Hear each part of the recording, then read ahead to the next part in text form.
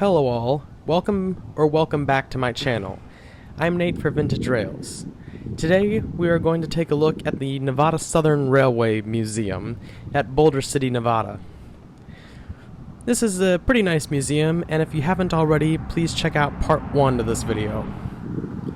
So first we're going to take a look at the back part of the museum, which can be seen from another street. There's a few pieces of antique equipment, including some Eureka and Nevada Railway, or Eureka and Palisade cars, and even a Eureka and Nevada Railway locomotive. This was built for Florence and Cripple Creek, later went to the Uinta Railway, and ended up in Nevada, and now it is at the Nevada Southern Railway Museum.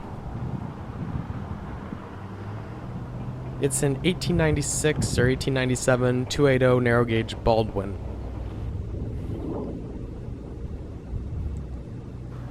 There's also some coaches or some type of railway car here too.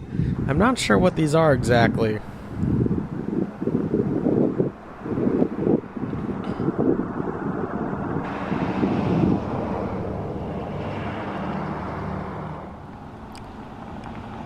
Then over to the entrance, just across the street, and a quick look around at the engine shop. There's a few pieces of equipment that can be seen here, including a daylight-inspired paint job on an F40, a railway coach, then some more equipment on the other side, including a SW series switcher. It's hard to tell which one's which sometimes for me. Number 1000, lettered Nevada Southern Railway, as well as another old coach there.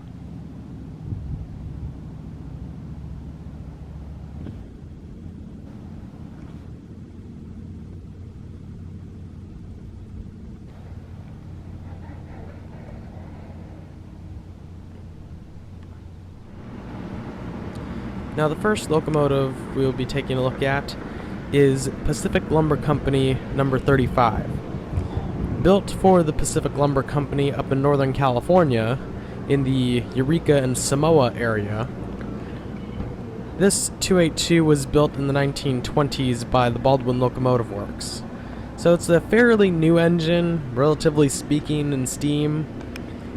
I'd say like the 1920s were the mature to late years for steam.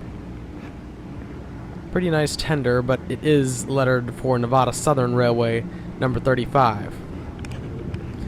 This was retired and sold by the 1960s, and it operated up in the Heber Valley Railroad area, maybe? I'm not really sure. Couldn't find too much information about all of its owners or detailed history. But I do know their other locomotive operated or was at the Heber Valley Railroad at some point. This one I'm not sure. It's a fairly nice engine.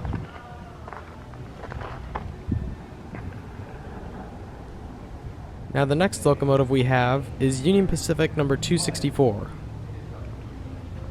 This is a 280 locomotive built by Schenectady or American Locomotive Company or Baldwin. I know it's one of the two. Usually those are safe bets to guess on for when a locomotive was built. Know who locomotive was built by. But anyway, this is a pretty nice 280 from the early 1900s or 1910s or so.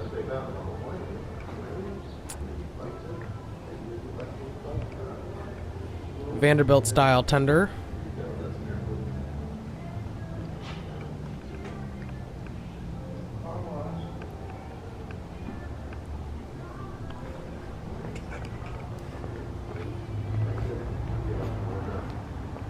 Just taking a nice walk around the engine.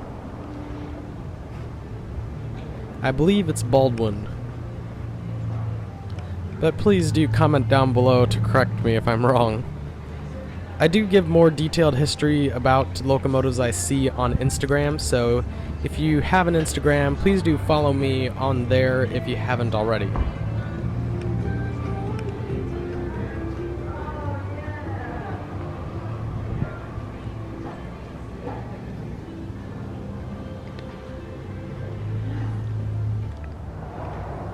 Here's a nice Union Pacific caboose, similar to the one at the Lomita Railroad Museum.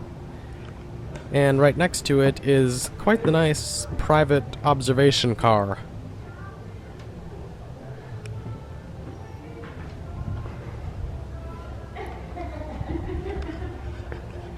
Very nice wooden interior.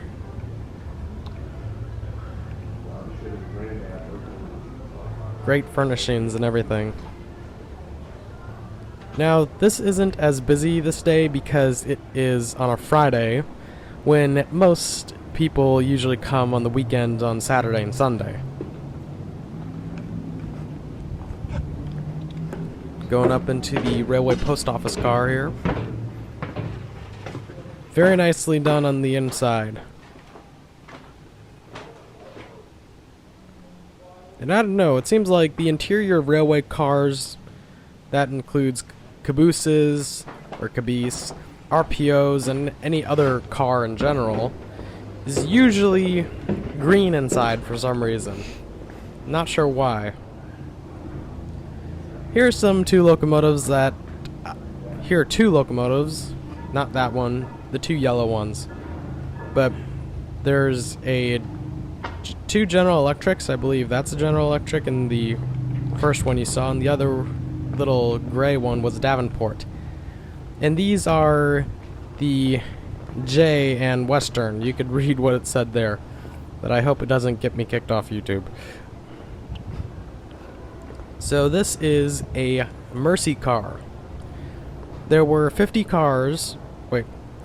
cars that were gifted from France to the United States for help in their war effort and being liberated from Germany during World War II.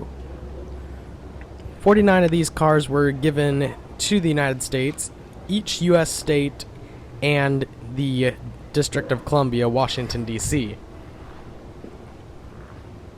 This is the one for Nevada.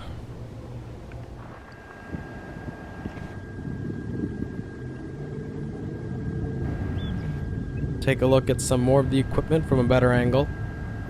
A couple coaches, hopper, boxcar, old transfer caboose, or modified caboose of some kind. I have no idea what that is. There's the F-45, or similar to F-45, not an F-45 though. A few more coaches, and the diesel again.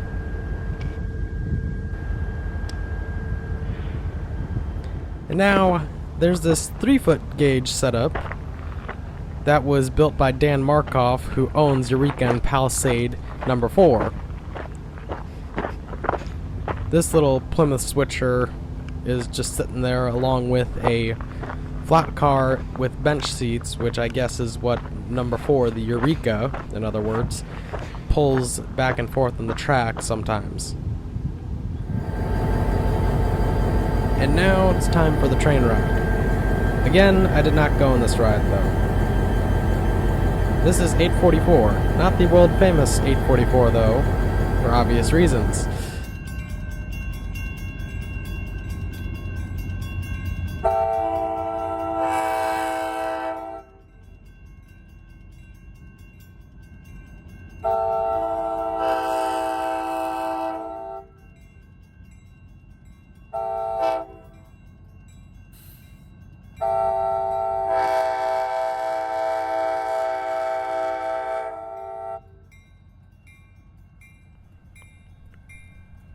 This 844 is an EMD GP30 built in the early 1960s.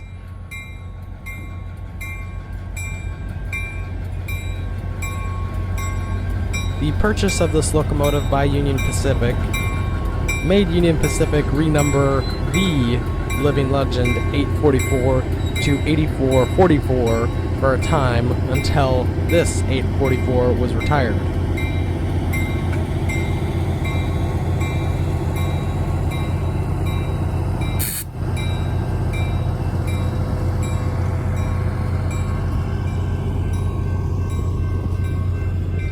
So I think I'm going to end the video here. Thank you all for watching this video. I'm Nate for Vintage Rails, reminding you to always keep it old school, and until next time, God bless.